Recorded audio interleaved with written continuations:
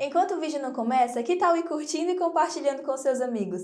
Se não for inscrito, se inscreva e ative o sininho. A IPF agradece. Abra sua Bíblia comigo. Evangelho de Jesus, narrado por Marcos, capítulo 1. Nós vamos ler do verso 9 até o verso 13. Evangelho de Jesus, narrado por Marcos, capítulo 1, verso 9 até o verso 13. Amém? Nós estamos falando sobre o Evangelho de Jesus, narrado por Marcos. Semana passada, o reverendo Eliseu foi até o verso 8. E hoje nós vamos do 9 até o 13. Naqueles dias, Jesus veio de Nazaré da Galiléia e foi batizado por João no Rio Jordão. Logo ao sair da água, Jesus viu os céus se abrindo e o Espírito descendo como pomba sobre ele. Então veio uma voz do céu que dizia: "Você é o meu filho amado, em você me agrado." E logo o Espírito conduziu Jesus ao deserto, onde ficou durante 40 dias, sendo tentado por Satanás. Estava com as feras, e os anjos o serviam. Pai, essa palavra é tua, e nós somos apenas instrumentos do Senhor. Fala-nos, ó Deus, pois precisamos ouvir a tua voz. Alimenta a nossa alma e nos dá, Senhor, crescimento no conhecimento da tua palavra. Assim oramos, em nome de Jesus. Amém. Amém? Irmãos amados, nós estamos no Evangelho de Jesus narrado por Marcos. E agora chegamos em um momento onde Jesus ele vai ser batizado por João no Rio Jordão. Diferentemente do Evangelho de Mateus, diferentemente de Lucas, você não vai ver Marcos dando uma extensão ou fazendo uma extensão maior acerca do batismo de Jesus. Nós sabemos que João Batista, ele não quer batizar Jesus, ele cria uma resistência naquele momento e ele diz assim: "Eu é que devo ser batizado por ti, e tu vens a mim." E aí Jesus diz assim: "Deixa para que se cumpra toda promessa, toda palavra." E aí é interessante que logo após ele ser batizado no Rio Jordão, o verso 10 nos diz que ao sair Jesus da água, ele viu o céu se abrindo e o Espírito Santo descendo como pomba sobre ele. E aí o verso 11, a voz ecoa dos céus e a voz dizia: "Você é o meu filho amado, em você me agrado." Se você parar para lembrar, você vai lembrar do período chamado de veterotestamentário, ou também conhecido como período interbíblico. É um período entre Malaquias e Mateus, aonde nós vamos ver um silêncio de 400 anos do Senhor. Se você abrir a sua Bíblia em Mateus, entre Mateus e Malaquias, abra aí, por favor. Abra a sua Bíblia entre Mateus e Malaquias. Você vai observar uma coisa. O que é que você observa entre Malaquias e Mateus? Nada aí na Bíblia de vocês? Está vendo essa partezinha branca? Olha aí. Antes de Mateus tem uma folha em branco. Certo? Isso aqui não é para dividir Antigo Testamento e Novo Testamento apenas. Essa página em branco significa o tempo que Deus se calou com o seu povo. Deus não falou com o seu povo. Nesse tempo nós vamos ter alguns livros que a Igreja Católica Apostólica Romana reconhece como livros apócrifos. Macabeus, Segunda Macabeus, Tobias e tantos outros livros que durante esse tempo foram escritos não para serem colocados no cânon, embora eles tenham entrado na visão romana, mas eles são livros que foram escritos em um período da história onde Deus não se revelou, aonde Deus não falou, aonde Deus não se manifestou. Abra sua Bíblia comigo em Hebreus, capítulo 1.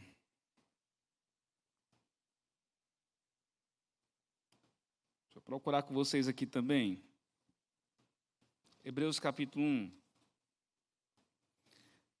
Antigamente, Deus falou muitas vezes e de muitas maneiras aos pais pelos profetas, mas nestes últimos dias nos falou pelo Filho, a quem constituiu o herdeiro de todas as coisas. Então, o que é que nós estamos vendo? O autor da Epístola aos Hebreus nos falando que antigamente Deus falava por meio dos seus profetas. Esse período chamado de veterotestamentário, Deus não falou por meio de ninguém. Silêncio total. Certo? E aí o que é que nós vamos ter? Jesus, a promessa do Antigo Testamento veio, certo? Ele vai romper o silêncio de Deus, e ele vem. E em que momento o silêncio de Deus é rompido? No momento em que Cristo Jesus começa a pregar o evangelho de Jesus, ou o evangelho das boas novas, ou as boas novas que são o evangelho. Parece redundante, né? Mas no momento em que Cristo começa a pregar, esse é o momento em que o silêncio de Deus acaba. Nesse exato momento. Então, nós temos aqui o momento onde Jesus é batizado. Por que Jesus vai ser batizado? Você já parou para se perguntar? Jesus vai ser batizado. O batismo de João é para o quê? Para arrependimento. O batismo de João Batista não é o batismo cristão, que nos mostra, ou que nos fala acerca da fé. O batismo de João é para arrependimento. Depois do batismo de João, nós vamos ver que os discípulos também vão batizar, mas é somente após a ressurreição de Jesus Cristo, na realidade, no final de Mateus, ele vai dizer o quê? Que nós devemos batizar em nome do Pai, do Filho e do Espírito Santo. Esse é o batismo válido para os dias de hoje. Então, algumas pessoas acham que o batismo de João Batista é um batismo que nós devemos fazer hoje, e não é. E, quer ver? Abra comigo aí Mateus capítulo 3. Eu tenho que correr, senão a gente não vai falar quase nada. Mateus capítulo 3.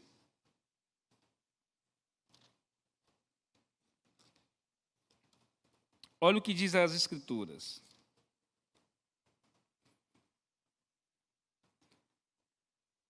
Ele vai falar acerca de João Batista, capítulo 3, do verso 1. Aí ele diz assim, naqueles dias apareceu João Batista pregando no deserto da Judéia. Ele dizia, arrependam-se porque está próximo o reino dos céus.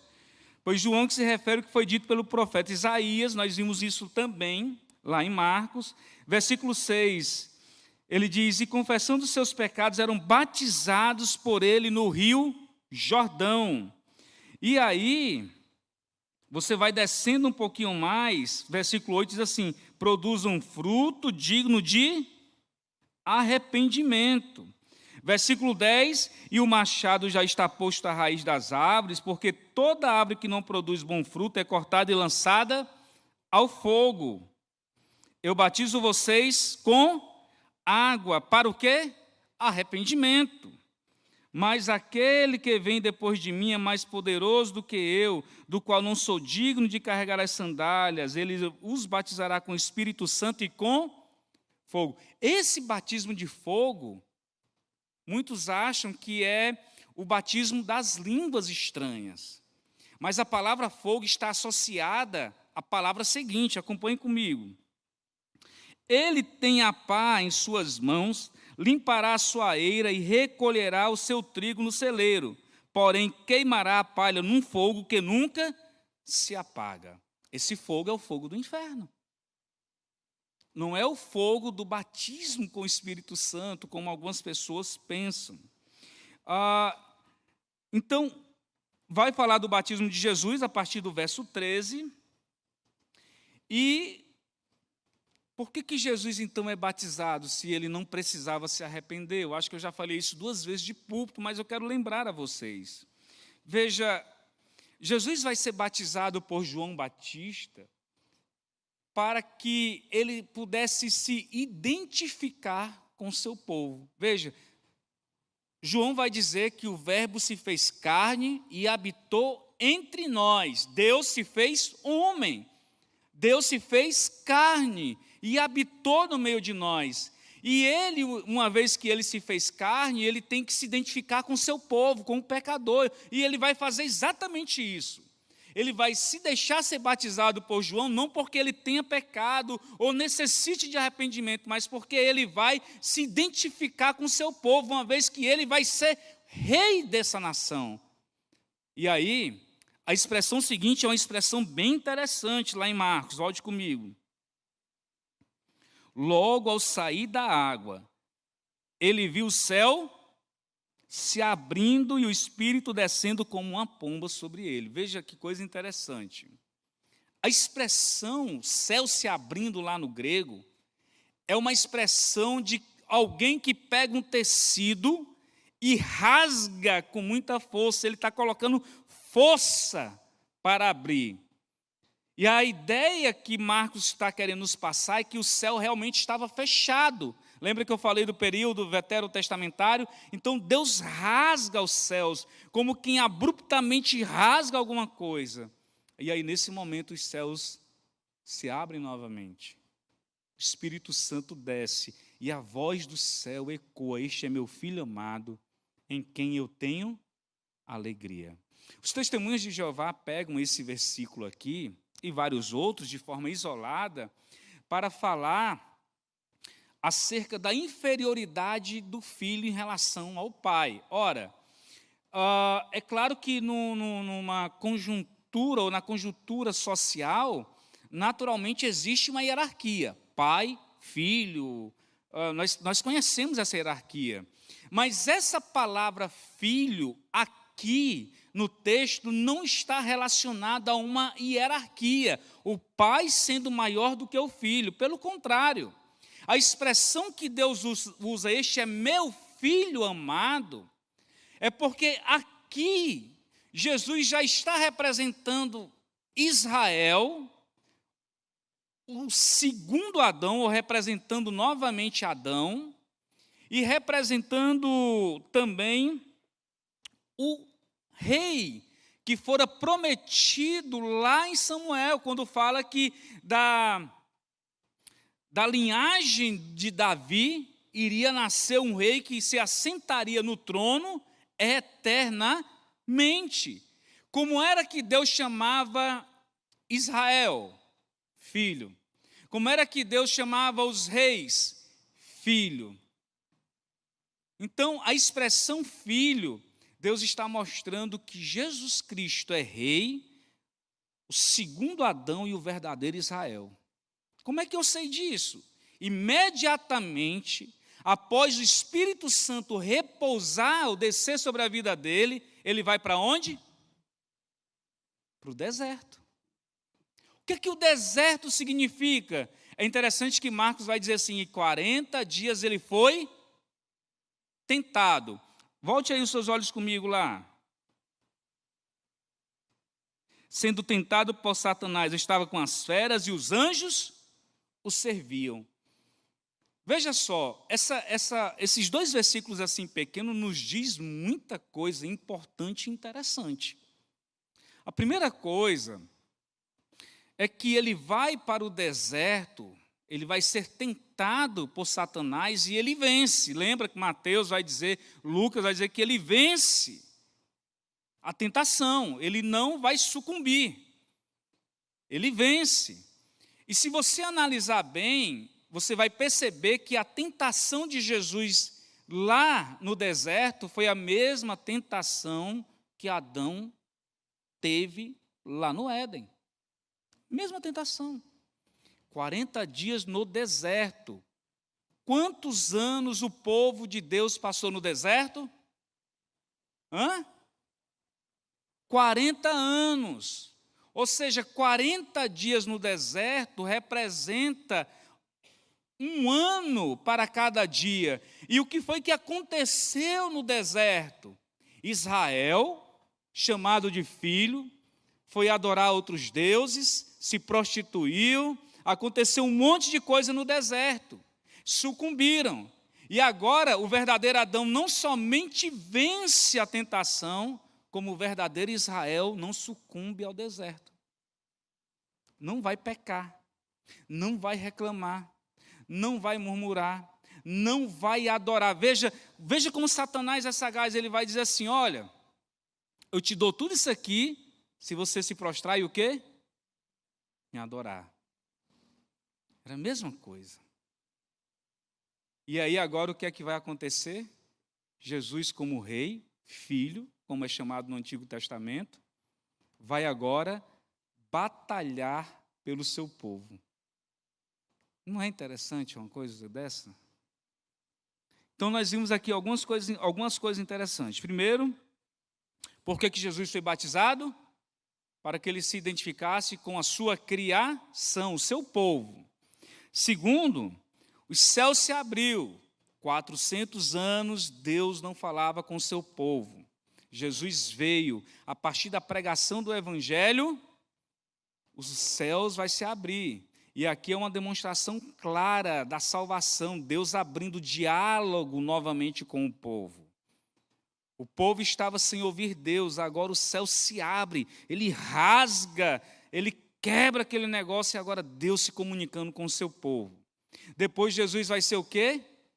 Tentado. E ele vence a tentação e ele vence os 40 dias no deserto. Mas tem outra coisa interessante. Marcos vai dizer também que ele estava com as feras e os anjos o serviam. Aqui nós temos a demonstração clara de que Jesus é o segundo Adão. Perfeito. Por quê? Se você voltar para o Éden, antes de Adão pecar, ele tinha domínio sobre todos os animais. Não é assim? Eu não gostei daquela novela Gênesis. Aquilo foi uma doideira.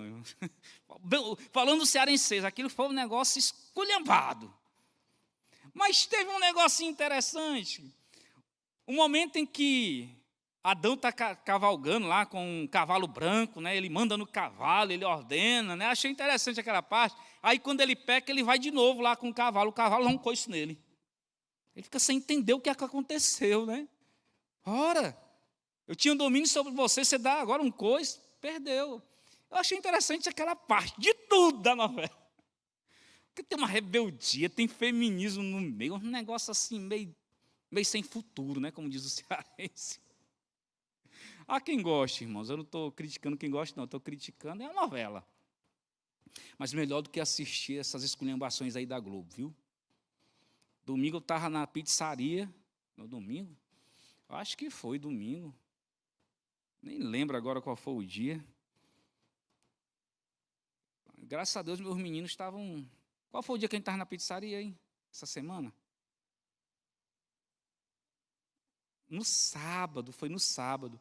Ainda bem que os meninos estavam de costas, porque a cena de sexo terrível. Então, entre assistir a Globo e um negócio daquele, o problema é que você vai se acostumar com heresia.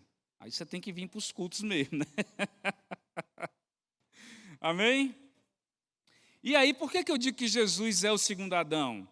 Porque aqui a palavra fera, certo? Não são demônios, como muitos acham que é. Aqui são os animais selvagens, que estão agora sob o domínio do segundo Adão. Veja, o papel de Jesus é reconciliar consigo a criação. E aqui é uma demonstração clara de que a criação está sendo reconciliada.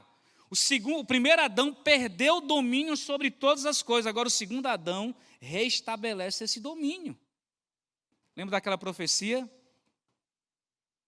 Que o cordeiro irá pastar, né, com os leões, não é verdade? É uma demonstração clara desse restabelecimento da autoridade de Cristo sobre a criação dele. O texto bíblico diz que a criação geme a expectativa dessa reconciliação total. Não há uma reconciliação ainda total, mas o segundo Adão restaurou aquilo que lá no Éden o primeiro havia perdido. Então, as coisas vão se encaixando de forma fantástica aqui no texto. Amém? Deixa eu tirar aqui umas aplicações rapidinhos aqui para nós. Rapidinho. A primeira aplicação, irmão, é que somente Jesus Cristo de Nazaré consegue reconciliar o homem com Deus. Não há outro. Hoje eu falava isso para um grupo de pessoas, quando eu falava sobre o Salmo 40, verso 1. Jesus Cristo veio, ele inaugurou o reino de Deus. E ao inaugurar o reino de Deus, o céu vai se abrir, e esse Filho de Deus, agora também rei, é o único mediador entre Deus e os homens. A segunda aplicação que eu trago aqui é que esse rei, filho, esse que se deixa batizar por João Batista para se identificar com o sofrimento do povo, ainda se identifica com a minha dor e a sua dor. A Bíblia diz que ele foi um homem de dores e que ele foi provado de todas as formas. Então Jesus sabe o que eu e você passamos. Às vezes as pessoas acham assim, eu não vou orar porque eu não quero interromper, né, a Deus. Tem até um hino que diz assim, não quero interromper o teu silêncio, ó Pai, né? Uma coisa assim mais ou menos, né? Uma melodia até bonita, mas nós não interrompemos Deus em momento algum, porque o Filho de Deus, ele se compadece de nós. O Filho de Deus sabe a dor que eu e você passamos, e eu digo para você que ele sabe das mínimas coisas, bem como das máximas, daquilo que pouco nos afeta e daquilo que muito nos afeta, da tentação mínima à tentação máxima, das angústias pequenas às grandes angústias da vida. Ora, lá no jardim, Lucas vai dizer que o seu suor se transforma em gotas de sangue.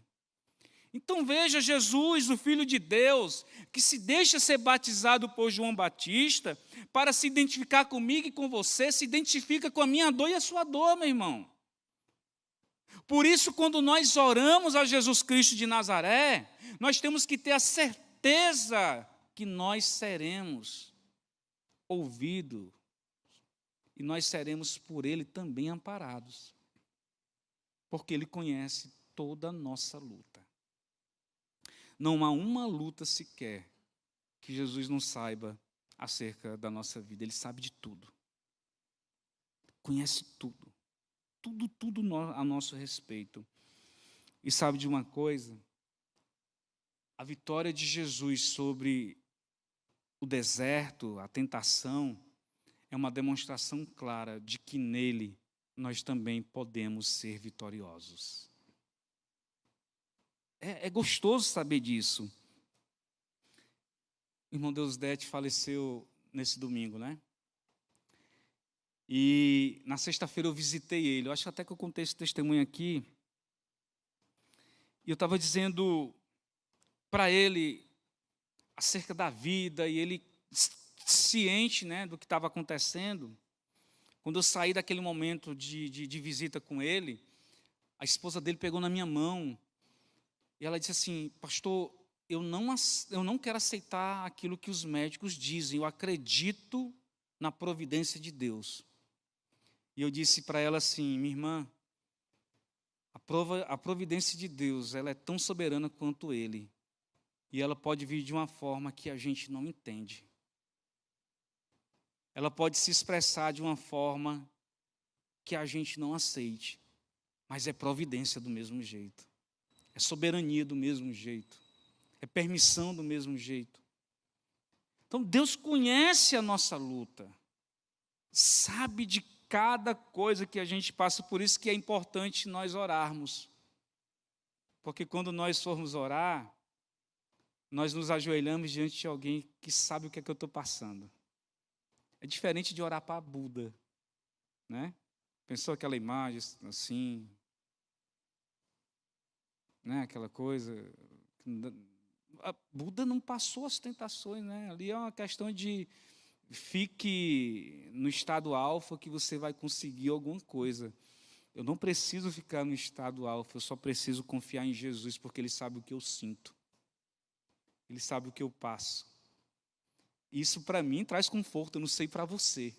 Para mim traz muito conforto saber que nele eu posso sair vitorioso das minhas lutas, das minhas tentações, da provação, do dia mau. Irmãos, isso me dá vontade até de chorar quando eu falo sobre um negócio desse. Porque o meu Deus se encarnou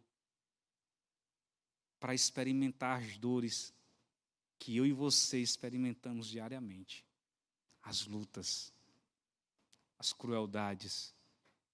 Veja, se você olhar pelo prisma do direito,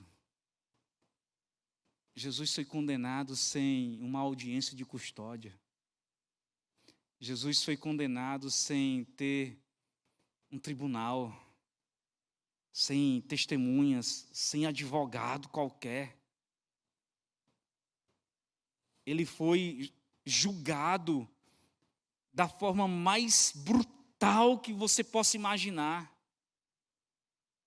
E quando as pessoas passam por alguma injustiça e elas se ajoelham, como é reconfortante saber que o meu Salvador também foi injustiçado. Isso me dá conforto. Isso me dá alegria, saber que eu posso orar para um Deus grande, poderoso, onisciente, onipotente, mas ao mesmo tempo um Deus que sabe quem eu sou e conhece as minhas lutas.